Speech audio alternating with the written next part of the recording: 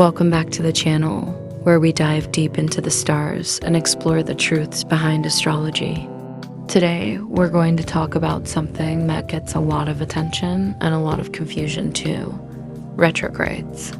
You've probably heard someone say, Mercury's in retrograde again. Or, no wonder things are falling apart, there's a retrograde happening. But what does a retrograde really mean? Is it as chaotic and disastrous as people make it sound? Let's break it down.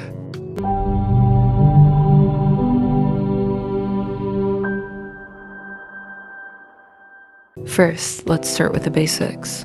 What is a retrograde? From an astronomical perspective, a retrograde happens when a planet appears to move backward in the sky.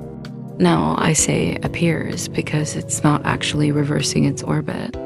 It's just an optical illusion caused by the Earth passing the planet in its orbit.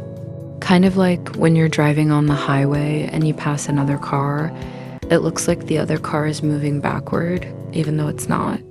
That's retrograde motion. But here's where it gets interesting. In astrology, retrogrades are seen as a time when the energy of that planet turns inward. Instead of the planet expressing its energy outward, like it normally does, it's more about reflection, reassessment, and sometimes even revisiting old patterns. Think of it as a cosmic pause button, or maybe even a reset button. Take Mercury retrograde, for example. It's the one everyone loves to talk about. Mercury rules communication, technology, and travel. So during a Mercury retrograde, we might experience delays, misunderstandings, or glitches, but it's not all bad.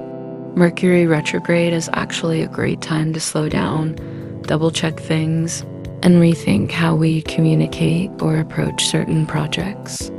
And retrogrades aren't just limited to Mercury. Each planet has its own unique energy and influence when it goes retrograde. Let's go through a quick rundown. Venus retrograde. This happens every 18 months and focuses on love, relationships, and even money. It's a time to reflect on how we value ourselves and others. Mars retrograde. This is about motivation, energy, and action. When Mars goes retrograde, it's a chance to assess whether we're chasing the right goals or if we're burning ourselves out. Jupiter retrograde. Jupiter is all about growth and expansion. A retrograde here might feel like a slowdown, but it's actually a time to look inward and reflect on how we're growing spiritually or intellectually.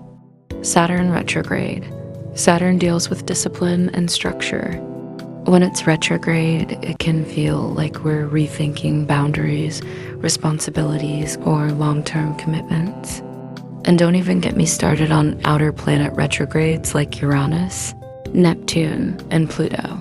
These retrogrades are slower and impact us on a more generational or collective level, but they still carry important lessons about change, dreams, and transformation. Now, here's the big takeaway. Retrogrades aren't bad. They're not here to ruin your life or make everything fall apart. Instead, they're here to help us slow down and reflect. It's like a cosmic check-in, a chance to reassess what's working and what's not. And while retrogrades can bring challenges, they're really just opportunities for growth and alignment if we approach them the right way. So the next time you hear someone groaning about a retrograde, you can share this perspective with them. Retrogrades are part of the natural rhythm of the universe, and they're here to help us, not hurt us. If you enjoyed this video or learned something new, don't forget to like, subscribe, and hit that notification bell. And let me know in the comments, what's your experience with retrogrades?